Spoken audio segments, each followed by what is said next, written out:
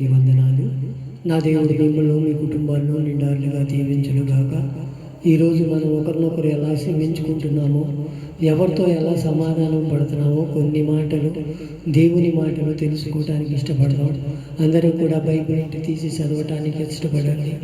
దేవుని నామానికి మహిమకరంగా జరిగే కృపలో మనం పాత్రలు కావాలని, ఒకరికొకరు ఎలా క్షమించుకోవాలో కొన్ని లేఖనాల ద్వారా తెలుసుకుందాం. ఈరోజు రోమా పత్రిక 12వ అధ్యాయము 17 నుంచి చదువుదాం. అందరం కూడా 21 వరకు లాస్ట్ వరకు చదువుదాం. అందరూ కూడా బైబిల్ తీసి చదవండి.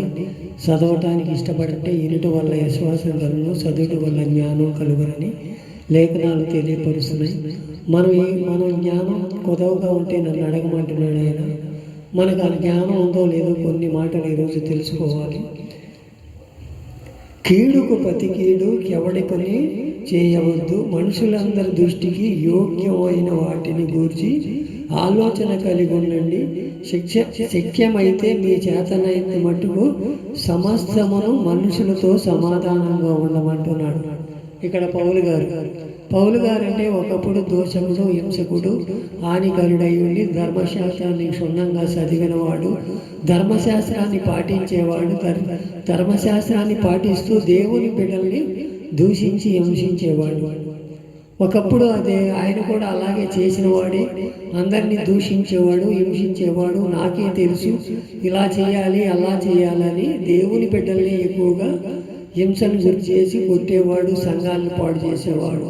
అలాంటి వాడిని దర్శించి ఆయనను ఒక ఉన్నతమైన స్థానంలో చూడాలని దేవుడు కోరుకొని ఆయనను కళ్ళు కనపడకుండా చేస్తే ప్రవక్త ద్వారా వెళ్ళి ప్రార్థన చేయమంటే ప్రార్థన చేస్తే మొత్తుడిపోయి దేవునికి బిడ్డలుగా మార్చబడ్డాడు.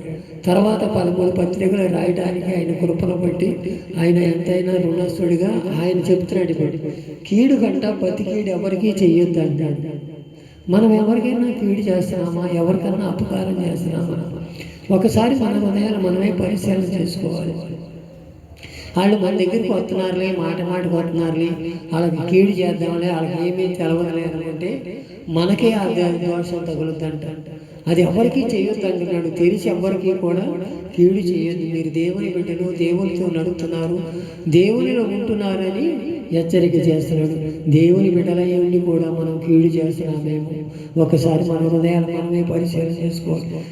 ఆయన దృష్టికి యోగ్యమైనగా మనం కనపడాలంట. యోగ్యమైన పాత్రలుగా నన్ను కనపడాలని ఆయన ఆశపడుతున్నాడు. ఆ ఆశగల ప్రాణాలను తృప్తిపరిచి మనం యోగ్యమైన పాత్రలకు ఉన్నామో అయోగ్యమైన పాత్రలుగా ఉంటున్నామో ఒకసారి మన హృదయాలు మనమే పరిశీలించాలి. మనుషులతో సమాధానం అంట. మన ఇంట్లోనే మనకు సమాధానం ఉంటలా, అన్నదమ్ముల్లో సమాధానం ఉంటలా, అక్కచెల్లెల్లో సమాధానం, మనకే సమాధానం లేకపోతుంది. ఎందుమూలన మన అహంకారాన్ని బట్టి, మన అసూయను బట్టి, ఒకటి పైకి వస్తే మన వారలేని తనాన్ని బట్టి, మనలో మనకన్నా తక్కువగా ఉండాలి, మనకన్నా తక్కువగానే ఉండాలనే ఆలోచన మనలో ఉండబట్టి అది మనము సహించలేకపోతున్నాం, భరించలేకపోతున్నాం. అదే మనలో ఉన్న తప్పు. ఎవరన్నా ఇబ్బందిలో ఉంటే వాళ్ళకి దాహం అంటున్నాడే, అలా చేయగలుగుతున్నావా నువ్వు? నేను చేయగలిగింది దేవుడు మన పట్ల కార్యం. అదే 19వ వచనంలో కూడా, ప్రియులారా మీరైతే పగ తీర్చుకొనుట దేవుని ఉగ్రతకు పగకు చోటేయండి, పగ తీర్చుట నా పని, నేనే ప్రతిఫలము విత్తును అని ప్రభువు సెల్పుచున్నాడు, వ్రాయబడి ఉన్నది. కాబట్టి నీ శత్రువుని ఆకలిగొని ఉంటే అతనికి భోజనం పెట్టుము, దప్పికొని ఉంటే దాహం వేము. అలాగ చేయటం వలన అతని వలన నిప్పులు కుప్పలుగా పోయకము, కీడు వలన జయించబడక మేలు చేత జయించము అంటున్నాడు. ఇక్కడ మనం ఏదన్నా వాడి తప్పు చేసి ఆడి మీద నిప్పుల మీద కుప్పలు పోస్తాం. ఆడు నచ్చిన నాశనం అయిపోవాలి, ఆడి జీవితం పాడైపోవాలని అంటాడు. అది నన్ను అంటదా? అది ఎంత, దాని బతికెంత, ఆడెంత, ఆడి బతికెంత, నా ఎంత తోడి లేడు, నేను అని ఊరేగుతున్నాను. ఒకసారి మన హృదయాలు మనల్ని పరిచయం. కీడు చేసిన వాడిని అంటే ఆయనే చూసుకుంటాడంట. అది నా పని, మీరు చేయటం ఏంటి? అసలు మీ జీవితాలు మీరే ఇంకా పాడు చేసుకుంటున్నారు. మీరు చేస్తే మీ జీవితమే పాడైపోతుంది. మీరు వాళ్ళ గురించి ప్రార్థన చేయండి, నేను వాళ్ళని సరిచేస్తాను, వాళ్ళని లైన్లో చేస్తాను. ఏమన్నా ఆ రోజు ఏమైంది? దావీదు చేతిలో తిరిగాడు సౌలు గారు.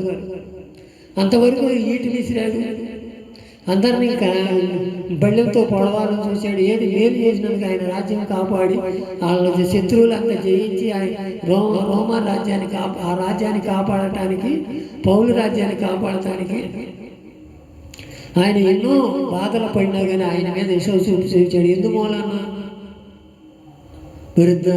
సౌలంట 1000 కొలదంట, దావీదు 50 కొలదని 10,000 కొలదని నాట్యం ఆడుతూ పాట పాడారు అని ఎవరో చెప్పి పాడిన దానికి పౌలు మీద దావీదు మీద విశ్వాసం చూపించాడు. అలాగే మనం కూడా అదే సూపులు చూస్తున్నామే. ఏమైంది లాస్ట్కి సావు తర్వాత వచ్చినాక ఆయన దుప్పట పోయగలిగాడు. కోసిను నువ్వు నా చేతికి అప్పగించాడు దేవుడు, అయినా సరే నిన్ను జాలి కలిగి తప్పించానని క్షమాపణ గుణం పెట్టి క్షమించి వదిలేశానంటాడు. అప్పుడు మారుతాడు దేవుడు. మనం కూడా అలాంటి స్థితిలో ఉంటున్నాం. మేము ఒకసారి మన హృదయాల పని ఒక పౌలు వలి మనం ఎవరైనా మనకే మేలు చేస్తే మనకి ఏడు చేసేవారు ఉంటున్నాం మేము. అది నా పని, మీరు చేయకూడదు, నేను చేస్తాను. మీకు సాధ్యమైతే వారికి భోజనం పెట్టండి, మంచిగా అడిగితే మంచిగా లేండి, వాళ్ళ మీద నిప్పులు నెత్తి మీద పోయిపోకుండా అంటున్నాడు.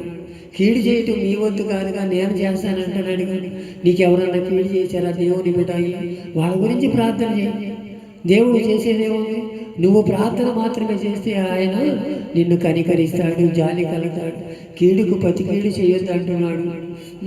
అది నా పని అంటున్నాడు. పగ తీర్చుకోవటం నీ పని కాదు, నా పని. నువ్వెవరి మీద పగ పెట్టుకుంటున్నావు, పగ దోషం పెట్టుకుంటున్నావు, అది ప్రార్థనలో సన్నగిల్లిపోతావు. ప్రార్థన చేయలేము, ప్రార్థనలో నడవను కూడా నడవదు. ఎవరి మీద అసీవిగా వచ్చి మనం ఇంటికాడ సమాధాన పడి కావాలి, మన కుటుంబంతో సమాధాన పడాలి. ఇది కదా దేవుడు కోరుకుంటున్నాడు. ఎవరికన్నా మనం కీడు చేస్తున్నామా, ఎవరికన్నా అపకీర్తి చేస్తున్నామా, ఒకసారి మన హృదయాలు మనమే పరిశీలన. ఎవరో చెప్పవసరం, ఎవరో చేయవసరం. మన జీవితాలు మనమే పాడు చేసుకోవద్దు. దేవుని ఎదుట మనం ఇప్పుడు కూడా యోగ్యమైనగా ఉండాలని ఆయన అలాగ చేయటం నా పని, నిప్పులు కుప్పలుగా పోయేది అంటాడు. నువ్వు అట్టాగే నాశనం అయిపోతావురే, నన్ను తిట్టావు, నీ జీవితం పాడైపోతున్నాడు, ఇంకా మనం పాడవుతావు. కానీ ఏముండదు అక్కడ. దేవుడు మనతో మాట్లాడిందనమాట. కీడుకు ప్రతి కీడు చేయొద్దు అంటున్నాడు. అలాంటి స్థితిలో ఉన్నాం. అలాగే కొలస్సీ పత్రిక 3:13 కూడా అంటున్నాడు, ఎవడైనను తనకు హాని చేసినను ఒకరినొకడు సహించు, ఒకరినొకడు క్షమించుడు, ప్రభువు మేము క్షమించులాగా మీరు క్షమించుడు అంటున్నాడు. మనం పాపంలో ఉన్నవాళ్ళగా క్షమించింది. అయ్యో నా బిడ్డలు ఉన్నతమైన స్థానం చూడాలని పరలోకం విడిచి భూమి మీదకి ఎందుకు వచ్చాడు? నీ పాపాలు నా పాపాలు తుడిచివేయటానికే కదా. ఆయన ఎంత క్షమించాడు, ఎవరినైనా క్షమించాడు. ఆఖరికి ఇసుకరే యోధ ఆయన అమ్మేయటానికి, ఆయన చంపేయటానికి అమ్మేయటానికి వచ్చిన ఆయన రా అని ముద్దు పెట్టుకొని ఆయన కౌగిలించుకున్నాడు. అలాంటి క్షమాగుణం మనలో లేదా? ఒకసారి మన హృదయాలు మనమే పరిశీలన చేసుకోవాలి. ఈ రాత్రి కాల సమయం కీడుకు ప్రతి కీడు చేయొద్దు అంటున్నాడు. ఎవరిని అపకీర్తిలో నడిపించొద్దు అంటున్నాడు. నిన్ను నీవు పాడు చేసుకోవద్దు. నువ్వు ప్రార్థన చేయి, నీపై నీ మీదకి వచ్చేవారు నేను చూసుకుంటాను, అది నా పని అంటున్నాడే. ఒక్కసారి మనం క్షమిందామా? ఇస్కరే యూతులు ఎలా క్షమించాడు, నిన్ను నన్ను కూడా అలా క్షమించడానికి ఇష్టపడుతున్నాడు. ఒకసారి మన హృదయాలు మనమే పరిశీలన చేసుకుందామా? అన్నదమ్ముల మీద తగాదా, ఇరుగు పొరుగు మీద తగాదా, లోకం మీద తగాదా, మన ఇల్లు కాడల్లా మన నోరు కుదురుగా లేకపోతే ఇతరుల మీద ఏ మాట పడితే ఆ మాట అంటున్నామా? ఒకసారి మన హృదయాలు మనమే పరిశీలన చేసుకోవాలి. నువ్వు పరిశీలన చేసుకొని నువ్వెవరినైనా తిట్టింటే వాళ్ళని క్షమించు. ఎవరైనా నిన్ను అపకీర్తిగా మాట్లాడితే వాళ్ళని క్షమించమంటున్నాడే. అది ఆ రుణం మనలో లేదా? అది మా గుణం మనది కాదా? ఒకసారి మన హృదయాలు మనమే పరిశీలన చేసుకుంటాం. అలాగే కొలస్సీ పత్రిక 4:32 కూడా అంటున్నాడు, ఒకరి ఏడల ఒకడు దయ కలిగి కరుణా హృదయులై క్రీస్తునందు దేవుడు మిమ్మల్ని క్షమించిన ప్రకారం మీరు క్షమించండి అంటున్నాడు. కరుణ ఉండాలంట, మనకు జాలి ఉండాలంట, అవి రెండు మనలో ఉండాలంట. ఎవరి మీదైనా జాలి చూపించాము. రోడ్డు పక్కన ఎంతో మంది అడుగు తినేవాళ్ళు, ఎంతో మంది భిక్షాటన చేసేవారు ఉన్నారు. నీకు చేతనైతే ఒక ముద్దన్నం పెట్టి వాళ్ళని స్వీకరించుకోవాల్సి. నీ జీవితం ఇట్టాగే తగలాడిపోతుంది. నువ్వేనాడు ఏదో పాపం చేసి ఉంటావు, ఇలా నువ్వు అడుగు తింటున్నావులే అంటున్నావేమో. లేక నీ గతి ఏమైందో నా గతి ఏముందో తెలియదు. మనం ఎలా ఉంటామో, మన స్థితిగతులు ఎలా ఉంటాయో మనకే తెలియదు. మన జీవితాలు ఎప్పుడు ఎలా మారిపోతాయో మనకే తెలియదు. అయినప్పుడు మనం దేవుని సన్నిధిలో ఎలా ఉండాలి? దేవునిని కనిపెట్టుకొని క్షమించే తత్వం మనలో ఉండాలి. కరుణా హృదయాలలో ఉండాలంట. క్రీస్తు నందు మిమ్మల్ని ప్రేమించిన ప్రకారం మీరు ఒకరినొకరు ప్రేమించుకోమంటున్నాడు. క్రీస్తు పరలోకం విడిచిపెట్టి మనల్ని ప్రేమించాడే. ఎందుమూలన ప్రేమించాడు? ఒకసారి మన హృదయాలు మనమే పరిశీలన చేసుకోవాలి. ఎంతో మందిని కష్టరోజులు బాగు చేశాడు. చనిపోయిన వారిని లేపాడు. ఎంతో మందిని ఆయన 33 సంవత్సరాల్లో 3 సంవత్సరాలన్నర పరిచర్య చేసి దేవునికి ఇష్టడుగా బతికి తండ్రి నామాన్ని అవమానపరుచుక నేను నా పని మీద రాల తండ్రి చిత్తం నెరవేర్చడానికి లోకానికి వచ్చానంటున్నాడు. నిన్ను నన్ను కూడా మూలాన్ని తీసుకొచ్చాడు. నిన్ను నన్ను ఉచితంగా తీసుకురాల. నిన్ను ఒక ఉద్దేశం మీద తీసుకొచ్చాడు, నన్ను ఒక ఉద్దేశం మీద తీసుకొచ్చాడు. ఆ ఉద్దేశం నెరవేర్చాలని మన కుటుంబాల పట్ల మనమే ప్రార్థన చేయాలి. దేవునితో మనం గడపాలని దేవుడు కోరుకుంటున్నాడు. పగ తీర్చుకోవటం నీ పని కాదు. శాంతగులం ఉండాలి, కరుణా హృదయం ఉండాలి. ఇవన్నీ నీలో ఉన్నాయి. ఒకసారి నీ ఆలోచన చేసి ముందుకు నడవాలని. కీడుకు ప్రతి కీడు చేయొద్దు అంటున్నాడే. మనం ఎవరినైనా అపకీర్తిగా మాట్లాడాము, ఒకసారి తీర్మానం చేసుకుందామా? వాళ్ళ దగ్గరికి వెళ్ళి క్షమాపణ అడుగుదామా? నిన్ను తిట్టిన వాళ్ళ దగ్గరికి కూడా వెళ్ళి క్షమాపణ అడగమంటున్నాడు. నిన్ను కొట్టిన వాళ్ళ దగ్గరికి వెళ్ళి కూడా క్షమాపణ అడగమంటున్నాడు. ఒకసారి నీ హృదయాన్ని నువ్వే పరిశీలన చేసుకో. ఈ రాత్రికాల సమయంలో సరైన తీర్మానం చేసుకో. అయ్యా, ఇప్పటి వరకు నేను ఎవరికన్నా ప్రతికేడు చేశానేమో. అయ్యా, ఒకసారి నన్ను క్షమించయ్యా. అయ్యా, మనుషులతో సమాధానంగా పడలేదేమో. నా కుటుంబాలతో నేను సమాధానంగా పడలేదే. నా ఇరుగు పొరుగు వాళ్ళతో నేను సమాధానంగా పడలేదే. ఇక మీదటైనా సమాధానం పడతానయ్యా. ఇక మీదటైనా సైక్యంగా ఉంటానయ్యా. వాళ్ళతో మేలైన మార్గంలో నడిపించడానికి నన్ను ఒక బలమైన సాధనంగా వాడుకున్నాను. అయ్యా, దాహం పడితే దాహం, దక్కిపోనుంటే దాహం ఏమంటున్నావు? ఇలా మేము ఎవరికన్నా మంచిలు కూడా పోయలేని స్థితిలో ఉంటున్నాం. మేము ఎవరికి పట్టడంలో పెట్టలేని స్థితిలో ఉంటున్నాం. మేము ఒకసారి మన హృదయాన్ని మేమే పరిశీలన చేసుకుంటున్నాము. మాకు కలిగిన దాంట్లో ఎవరొకరికి కొద్దిగా దానం చేసే గుణాన్ని మాకు దయచేయండి ఆయన. అయ్యా, ఇంటి చేతులతో వచ్చినవాడు కానీ వాళ్ళకి ఏమీ పెట్టక పంపించుకోవడం.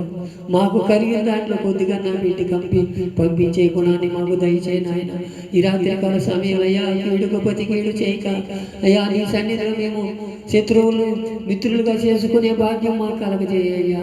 నీ చిత్తంలో నన్ను నడిపించయ్యా. ఒకరినొకరు క్షమించమంటున్నాం. మేము క్షమించుకునే మాకు దయచేయండి ఆయన. క్రీస్తు మిమ్మల్ని ప్రేమించలాగా మీరు ఒకరినొకరు ప్రేమించమని అంటున్నాం. మా కోసమే కదయ్యా నువ్వు ప్రాణం పెట్టింది. మా కోసమే కదయ్యా ఈ లోకానికి వచ్చింది. మేమేం చేసామయ్యా నీ కోసం? నువ్వు మా కోసం ఎన్నో త్యాగాలు వదులుకొని వచ్చావు.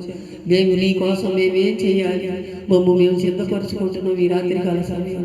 అయ్యా, ప్రతికి చేయక నీ సన్నిధిలో మేము ఎక్కువైన పాత్రలుగా కనిపించే కృపను మాకు దయచేయమని ఈ రాత్రికాల సమయంలో అయ్యా సరైన తీర్మానం చేసుకుని నీ రాకడ కొరకు మేము ఆయత్తపడే కృపను మాకు దయచేయమని నా ప్రభువును రక్షకుడనే యేసుక్రీస్తు నామమున ప్రార్థించి విన్నవించి వేడుకొనుచున్నాము తండ్రి.